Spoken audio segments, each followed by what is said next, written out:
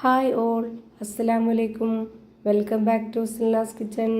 ഇന്നത്തെ recipe breakfast ആയിട്ടും snacks ആയിട്ടും കഴിക്കാൻ പറ്റുന്ന ഒരു വെറൈറ്റി പലഹാരത്തിൻ്റെ റെസിപ്പിയാണ്.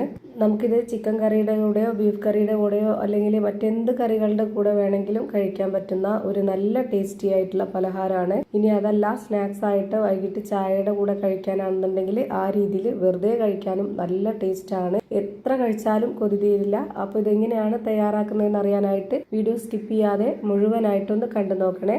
റെസിപ്പിയിലോട്ട് കിടക്കുന്നതിന് മുമ്പായി സിൽനാസ് കിച്ചൺ ചാനൽ ആദ്യമായിട്ട് കാണുന്നവരാണെങ്കിൽ പ്ലീസ് ഒന്ന് സബ്സ്ക്രൈബ് ചെയ്തേക്കണേ.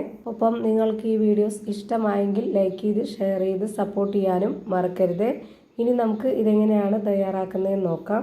ഇതിനായി ഞാൻ ആദ്യം തന്നെ 2 മീഡിയം സൈസിലുള്ള ഉരുളക്കിഴങ്ങ് എടുത്തിട്ടുണ്ട്.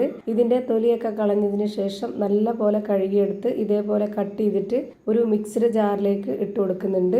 ഈ ഒരു 2 ഉരുളക്കിഴങ്ങിനനുസരിച്ചാണ് ഞാനിവിടെ ബാക്കിയുള്ള എല്ലാ ഇൻഗ്രീഡിയൻസിൻ്റെ അളവും പറയുന്നത്. നിങ്ങൾ എത്രയാണോ കിഴങ്ങ് എടുക്കുന്നത് അതിനനുസരിച്ചിരിക്കും ബാക്കിയുള്ള ഇൻഗ്രീഡിയൻസിൻ്റെ അളവും.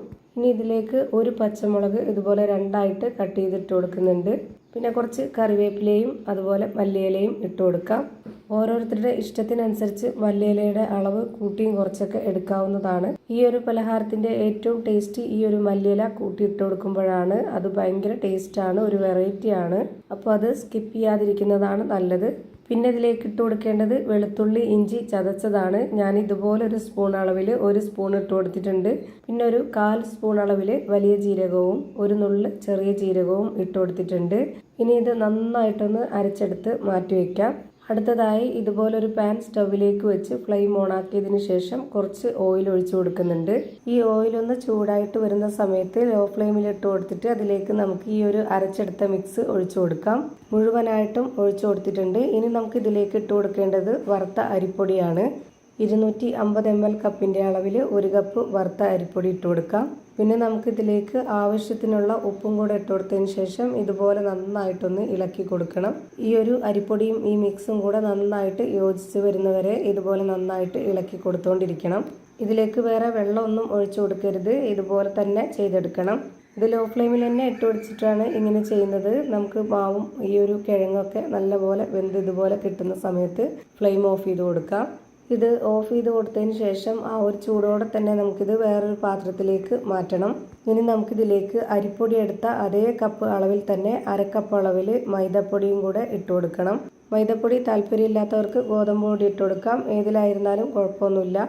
പിന്നെ ഇതിലേക്ക് ഒരു പിടിയോളം മല്ലിയില കൂടി കട്ട് ചെയ്തത് ഇട്ട് കൊടുക്കുന്നുണ്ട്. ഇനി ഇത് നമുക്ക് കുഴച്ചെടുക്കാനുള്ളതാണ്. അതിന് വേണ്ടുന്ന വെള്ളം ഒഴിച്ചു കൊടുക്കാം. കണക്ക് ഞാൻ പറയുന്നില്ല. നമുക്ക് സാധാരണ പത്തിരിക്കൊക്കെ മാവ് കുഴച്ചെടുക്കുന്ന ആ ഒരു പരുവത്തിൽ കിട്ടാൻ വേണ്ടിയിട്ടുള്ളതാണ്. അപ്പോൾ അതിനനുസരിച്ചുള്ള വെള്ളം ഒഴിച്ചു കൊടുക്കാം. ഞാനിവിടെ കുറച്ച് വെള്ളം ഒഴിച്ചു കൊടുത്തിട്ട് ഈ മാവുമായിട്ട് നന്നായിട്ട് ആദ്യം ഒന്ന് മിക്സ് ചെയ്തെടുത്തതിന് ശേഷം ഇതിലേക്ക് വേണ്ടുന്ന പൊടികൾ ഇട്ട് കൊടുക്കുന്നുണ്ട്. ഒരു 1/4 സ്പൂണോളം മഞ്ഞൾപ്പൊടി ഇട്ട് കൊടുക്കുന്നുണ്ട്, കുറച്ച് കളറായിട്ടിരിക്കാൻ വേണ്ടിയിട്ടാണ്. പിന്നെ ഇതിലേക്ക് 1/2 സ്പൂണോളം മുളക് പൊടി, ഒരു നുള്ള് ഗരം മസാലപ്പൊടി. ഉപ്പ് നമ്മൾ നേരത്തെ തന്നെ ഇട്ട് കൊടുത്തിട്ടുള്ളത് കൊണ്ട് അത് കറക്റ്റാണ്.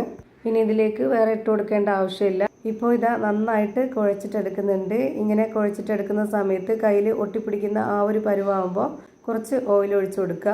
എന്നിട്ട് ആ ഒരു ഓയിലോട് കൂടി ഇതുപോലെ കുഴച്ചെടുത്തിട്ട് കയ്യിൽ ഇതുപോലെ ഒരു ബോൾസ് ആക്കിയിട്ട് മാറ്റാവുന്നതാണ്. അപ്പോൾ ആ മാവ് നല്ല പെർഫെക്റ്റ് ആയിട്ടുള്ള പരുവത്തിൽ റെഡിയായി കിട്ടിയിട്ടുണ്ട്. ഇനി നമുക്ക് ഇതിൽ നിന്ന് പകുതി മാവ് എടുത്തിട്ട് ഇതുപോലെ വലിപ്പത്തിലൊരു ബോൾസ് ആക്കിയിട്ട് എടുക്കുന്നുണ്ട്. ഇത് നമുക്കിനി പരത്തി എടുക്കണം. അപ്പോൾ അതിനായിട്ട് ഞാനിവിടെ ഒരു ബോർഡിൽ കുറച്ച് മൈദപ്പൊടി ഇട്ട് കൊടുത്തിട്ടുണ്ട്. അതിലേക്ക് ഈ ഒരു മാവ് വെച്ച് കൊടുത്തിട്ട് കൈ വെച്ചിട്ട് ഇതുപോലെ ഒന്ന് പ്രസ് ചെയ്ത് കൊടുക്കുക. ഈ മാവ് ഫുള്ളായിട്ട് ഈ ഒരു പൊടിയിലൊന്ന് കോട്ട് ചെയ്തിട്ട് എടുക്കുന്നുണ്ട്. എന്നിട്ട് നമുക്ക് ഇതുപോലെ നന്നായിട്ടൊന്ന് പരത്തിയെടുക്കാം. പരത്തിയെടുക്കുമ്പോൾ ഒരുപാട് അങ്ങ് നൈസായി പോവരുത്, എന്നാൽ നല്ല കട്ടിയും ആവരുത്.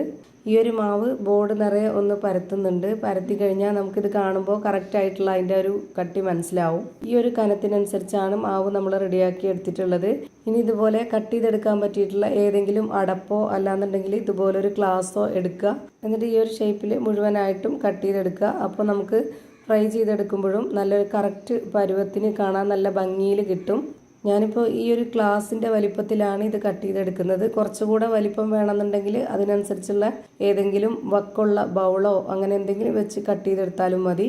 ഇതേപോലെ കട്ട് ചെയ്തെടുത്തതിന് ശേഷം ബാക്കി വരുന്ന മാവിനെ നമ്മൾ വീണ്ടും ബോൾസ് ആക്കി എടുക്കുക. എന്നിട്ട് വീണ്ടും അത് പരത്തിയിട്ട് ഇതുപോലെ കട്ട് ചെയ്തെടുക്കുക. അങ്ങനെ ഞാൻ എല്ലാ മാവിലും ഇവിടെ റെഡിയാക്കിയിട്ട് ഒരു പാത്രത്തിലേക്ക് മാറ്റിയിട്ടുണ്ട്. പെട്ടെന്ന് ചെയ്തെടുക്കാം, ഒരുപാട് ബുദ്ധിമുട്ടൊന്നുമില്ല, വളരെ സിമ്പിളാണ് തയ്യാറാക്കി എടുക്കാൻ വേണ്ടിയിട്ട്. ഇനി നമുക്കിതൊന്ന് ഫ്രൈ ചെയ്തെടുക്കാം. അതിനായിട്ട് ഞാനിവിടെ ഒരു പാൻ വെച്ച് കൊടുത്തിട്ടുണ്ട്. ഫ്ലെയിം ഓൺ ആക്കിയതിന് ശേഷം അതിലേക്ക് കുറച്ച് ഓയിൽ ഒഴിച്ചു കൊടുക്കാം. ഓയിൽ നന്നായിട്ടൊന്ന് ചൂടായിട്ട് വരുന്ന സമയത്ത് ഇതിലേക്ക് ഓരോന്നോരോന്നായി ഇട്ട് കൊടുക്കാം. ഒരു മീഡിയം ഫ്ലെയിമിലിട്ടിട്ട് വേണം നമ്മൾ ഇതിനെ ഫ്രൈ ചെയ്തെടുക്കാനായിട്ട്. ഒരുപാട് ഫ്ലെയിം കൂടി പോവുകയും ചെയ്യരുത്, ഫ്ലെയിം കുറഞ്ഞു പോവുകയും ചെയ്യരുത്. ഇട്ടെടുത്ത ഉടനെ തന്നെ ഇത് നല്ലപോലെ പൊള്ളി വരുന്ന സമയത്ത് നമുക്കിത് തിരിച്ചിട്ട് കൊടുക്കാം. അധികം എണ്ണ കുടിക്കാത്ത നല്ല ടേസ്റ്റി ആയിട്ടുള്ള ഒരു അടിപൊളി പലഹാരമാണ്. എന്തായാലും ട്രൈ ചെയ്ത് നോക്കണം. ബ്രേക്ക്ഫാസ്റ്റ് ആയിട്ടും സ്നാക്സ് ആയിട്ടും ഒക്കെ കഴിക്കാൻ പറ്റിയ ഒരു നല്ല ടേസ്റ്റി ആയിട്ടുള്ള പലഹാരമാണ്. ഇപ്പോൾ ഇതിൻ്റെ എല്ലാം ഒരു സൈഡ് വെന്ത് കിട്ടിയിട്ടുണ്ട്. ഞാനിപ്പോൾ ഇതെല്ലാം തിരിച്ചിട്ട് കൊടുത്തിരിക്കുകയാണ്. ഒരു 3-4 സെക്കൻഡ് കഴിയുമ്പോൾ തന്നെ ആ ഭാഗവും വെന്ത് കിട്ടും. നമുക്കിത് എണ്ണയിൽ നിന്ന് കോരി മാറ്റാവുന്നതാണ്. ഇത് കണ്ടില്ലേ, ഒട്ടും തന്നെ എണ്ണ കുടിക്കാത്ത നല്ല ടേസ്റ്റി ആയിട്ടുള്ള പലഹാരമാണ്. ഇതുപോലെ തന്നെ ഞാൻ എല്ലാം ഫ്രൈ ചെയ്ത് ഒരു പാത്രത്തിലേക്ക് മാറ്റിയിട്ടുണ്ട്. പുറമേ ക്രിസ്പിയും അകം നല്ല സോഫ്റ്റും ആയിട്ടുള്ള അടിപൊളി പലഹാരമാണ്. എന്തായാലും ട്രൈ ചെയ്ത് നോക്കുക, എല്ലാവർക്കും ഇഷ്ടമാവും. ഇത്രയേ ഉള്ളൂ ഇന്നത്തെ വീഡിയോ ഇഷ്ടമായാൽ ലൈക്ക് ചെയ്യാനും കമൻറ്റ് ചെയ്യാനും ഷെയർ ചെയ്യാനും മറക്കരുത്. അതുപോലെ തന്നെ ഞാനിടുന്ന പുതിയ വീഡിയോസ് നോട്ടിഫിക്കേഷനായിട്ട് കിട്ടുന്നതിന് വേണ്ടി സബ്സ്ക്രൈബ് ചെയ്ത് ബെല്ലൈക്കൺ അമർത്തി അതിൽ ഓൾ എന്ന ഓപ്ഷൻ എനേബിൾ ചെയ്ത് കൊടുക്കാനും മറക്കരുത്. പുതിയൊരു വീഡിയോയുമായി വീണ്ടും വരും. Thank you for watching.